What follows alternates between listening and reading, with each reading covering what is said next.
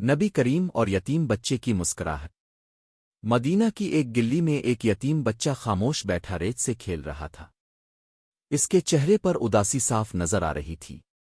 नबी करीम इस रास्ते से गुजरे तो इस बच्चे के करीब राग गए और मोहब्बत से पूछा, बेटा, तुम अकेले क्यों बैठे हो? बच्चे ने आहिस्ता से कहा, आ रसूल अल्लाह, आज सबके पास बाप है, मेरे पास कोई नहीं।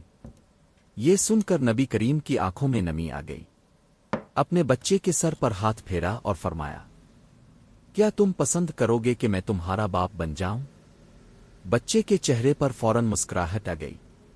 अपने इसके लिए खाना मंगवाया और खुद उसके साथ बैठकर खाया। इस दिन वो बच्चा रोता हुआ नहीं, हंसता हुआ घर लौटा। सबक। नबी करीम की शफकत ने सिखाया कि यतीम के सर पर रखा गया एक हाथ भी जन्नत का रास्ता बन जाता है।